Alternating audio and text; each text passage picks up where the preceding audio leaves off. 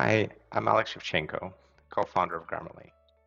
I'm honored to be part of Mindshare Partners Leaders Go First campaign and share my mental health story with you. Since being a child, I have struggled with attention deficit disorder, which gave me certain superpowers on one end, but also triggered severe anxieties and debilitating depression on another. I was born and spent my formative years in Kiev, Ukraine. As a child, I developed many symptoms of ADHD and I struggled to fit in socially and excel academically. Mental health was highly stigmatized in the former Soviet Union. There was no medical support system, and even talking about feeling with family members was perceived as a sign of weakness. There was no way to get help, and I was left to my own devices to figure out what was wrong with me.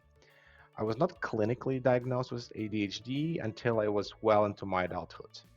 Luckily, I was able to channel my curiosity and my relentless pursuit of intellectual stimulation that are often associated with ADHD into entrepreneurship and startups, building, failing, learning, and building again. Unfortunately, in my early 30s, I started developing symptoms of anxiety, which culminated in two bouts of pretty grave depression, the latest of which was extremely debilitating and lasted for over 3 years. My initial hypothesis was that my depression was a result of burnout and stress. So I tried to slow down and take breaks from work.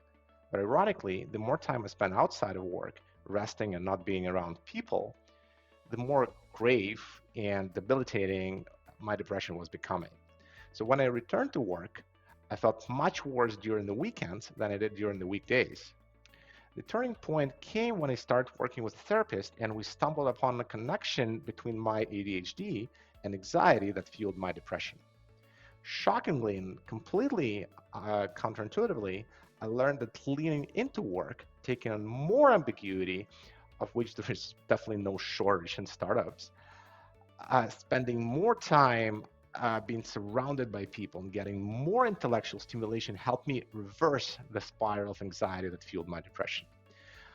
I was initially skeptical about working with a therapist, mostly because of my background and cultural stigma, but the results exceeded all my expectations. My depression is now mostly gone, and my mental health is back to normal.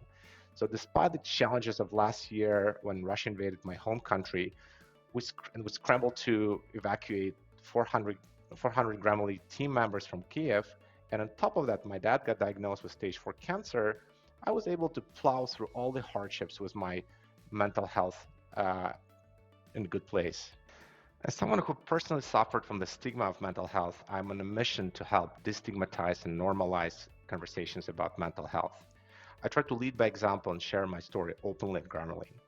It is eye-opening how being transparent about my own mental health challenges ignites really deep conversations with other team members and create really deep bonds with people, especially now when the war in Ukraine is leaving deep marks on every Grammarian's mental health. When the war in Ukraine broke out last year, we gave our Ukrainian team members access to mental health counseling. However, we repeatedly heard from them that the most efficacious way of coping with the stress of war was to simply have a conversation with our coworkers from outside of Ukraine. Conversations that would otherwise be dismissed as small talk, how their weekends went, what TV shows they watched. Those conversations gave folks in Ukraine a much needed sense of normalcy. To me, this exemplified how the workplace can serve as a safe place to have a conversation about mental health and how a team can effectively become a support group where we all care deeply for each other, we feel each other's pains, and we help each other get through the challenging times.